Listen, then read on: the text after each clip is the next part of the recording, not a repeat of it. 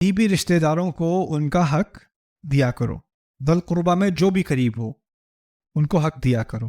اصل میں یہ حکمت قرآن کی ہمارے مضمون سے تھوڑی آگے ہے، لیکن پھر بھی ایک دو باتیں آپ کو بتا دوں اس کے بارے میں. دیکھیں، کسی غیر کو خیرات دینا آسان ہوتا ہے. سڑک پہ کوئی آ جائے نا ہاتھ پھیلائے ہوئے، تو اس کے ہاتھ میں کوئی چیز ڈال دینا وہ مشکل نہیں ہوتا.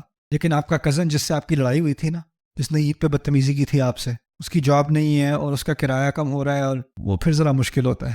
اور پھر اگر فیملیز میں ڈرامہ چل رہا ہو، ان سے ٹھیک ٹھاک لڑائی چل رہی ہو، اور آپ کو پتہ چلے کہ دشمن ہے اینمی کیمپ میں ابو کی فیملی کی سائڈ پہ، کسی کو مدد کی ضرورت ہے، تو ماں نے تو سخت ہدایت دی ہوئی نا کہ ان سے تم نے بات بھی نہیں کرنی.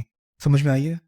تو ہم کیا کرتے ہیں، فیملی کی وفاداری کے نام پہ جو قریبی رشتہ داریاں ہوتی ہیں نا، پہلے ہم دیکھتے ہیں ان سے بات کر کے، ان کی مدد کر کے کس کو غصہ آئے گا، اور اس کو دیکھ کے اس کا لحاظ کر کے پھر ہم ان کا حق نہیں دیتے. کوئی غیر ہے نا تو اس کے ساتھ تو میرا کوئی ڈرامہ ہے نہیں، اس کو تو میں آرام سے دے دوں. ٹی وی پہ دیکھوں کوئی مسکین کی فوٹو لگا دی انہوں نے، کوئی بھوکا مر رہا ہے، کوئی پیاسا ہے، کوئی جنگ سے نکلا ہے، کوئی ریفیوجی ہے، اس کو دینا تو آسان ہے.